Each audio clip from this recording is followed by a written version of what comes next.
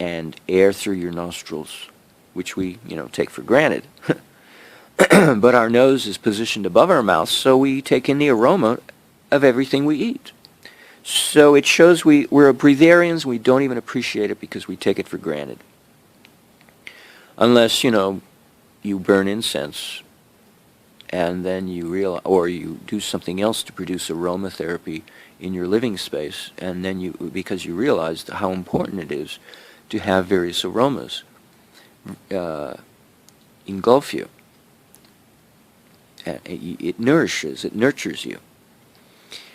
So this discussion is very interesting because it's helped flesh out why we have genders and what would life be like if we had no gender, if we were androgynous.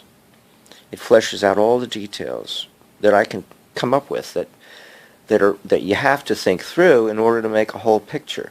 Now, I may have obviously, I probably have overlooked various consequential details, and premise details. So there's a premise here. What's the premise? The premise is not to create divisions among ourselves. So we would literally be one race as well as one gender. And Charlie said at the end of the Aquarian Age, we will all be one race, an amalgamation. We're already that on the mental plane. Now it's just a question of bringing our physical body to that position, to be in concert with our mind. And the mind is located in the heart. The intellect is located in the brain, according to Ayurveda. So if our minds are all one, that means our hearts are all one. It's just our bodies that are still different. And so it shows that the process of becoming androgynous in our human race is a gradual process. We have to become amalgamated as one race physically by our appearance before we can even begin to physically, by our appearance, become amalgamated by our gender. Because that's what it would be, right? When you become androgynous, it's an amalgamation of gender. So we won't be totally amalgamated by the end of the Aquarian Age, but we will have become racially amalgamated. But we still have our gender to amalgamate, and that'll take another 1,000,000 years. And he said we'll become, the whole race of human, for the most part, most humans will become fully enlightened an additional 1,000,000 years. So it'll take 1,000,000 years to become spiritual, and that means breatharians open up their third eye chakra and all the chakras beneath that, and the only thing missing is the crown chakra. So breatharians are not necessarily fully enlightened, but the beginning of enlightenment happens when the third eye chakra opens up, the ajna chakra. That's when the path of enlightenment begins, because that's when the rapport and relationship with God begins to open up in a very conscientious fashion, more than just a feeling in the heart, more than just a sense of truth in the throat, but in a sense of cognition in the brain. The intellect starts to appreciate God, not just the heart, not just the mind, located in the heart. So breatharians are a very spiritual race. They're totally spiritual because they have no other love before them.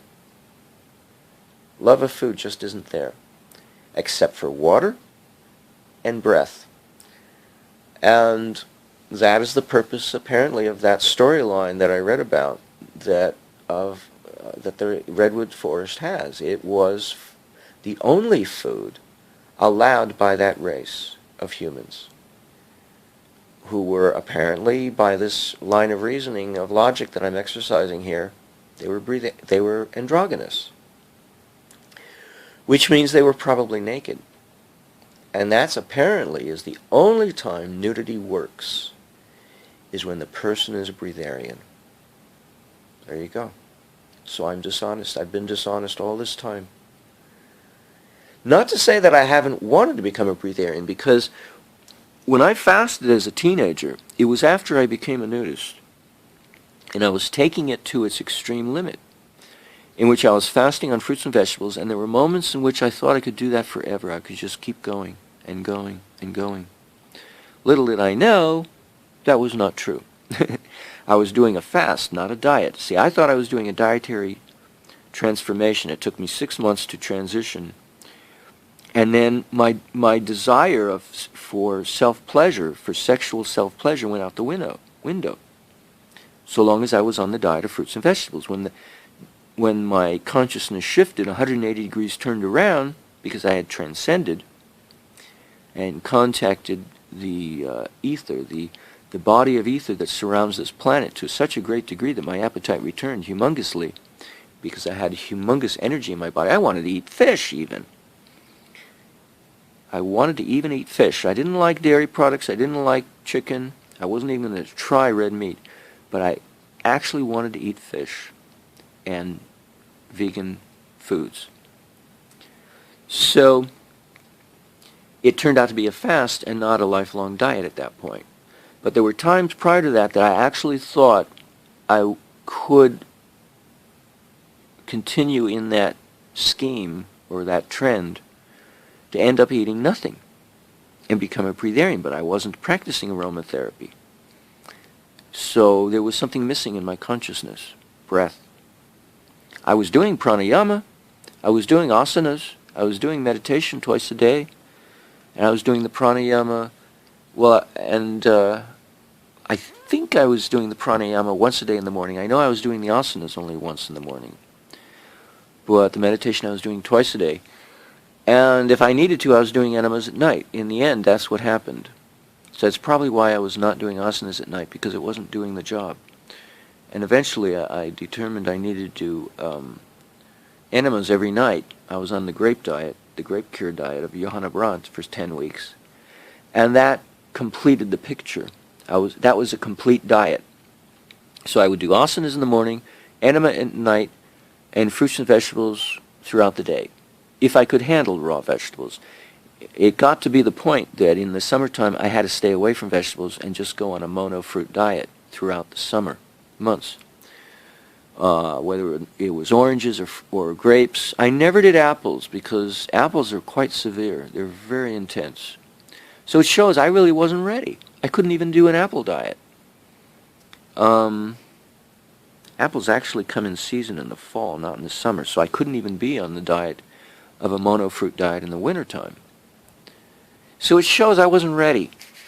Because to be on a diet of fruit, you're practically a breatharian because you're not burning herbs. Isn't that what we do when we burn incense? We burn the bark, we burn the root maybe, the leaf, but does anybody burn fruit and call that incense? I don't know. This is a question I don't know the answer to, and I'm just wondering out loud if it's possible to create an incense stick out of fruit. You know, you can do it out of leaves of the petals of flowers, but can you do it out of fruit? Due to the sugar content, you know, will that get in the way? You know, there is some sugar in the petal of an apple blossom, but it's not a whole lot. So petals are sweet, flower petals, but the fruit content, the sugar content of fruit is very high by comparison to the sugar content of the petals of a flower. And the water content is very high, so you got to get rid of the water. You're stuck with all the sugar. Actually, sugar is a fuel, so I don't see why sugar should be a problem. Unless there's too much of that fuel and it can't burn slowly enough that you have to blend it with something that has a low sugar content, like bark, for instance, or, yeah, maybe bark. Yeah, maybe that'll do it. Anyway,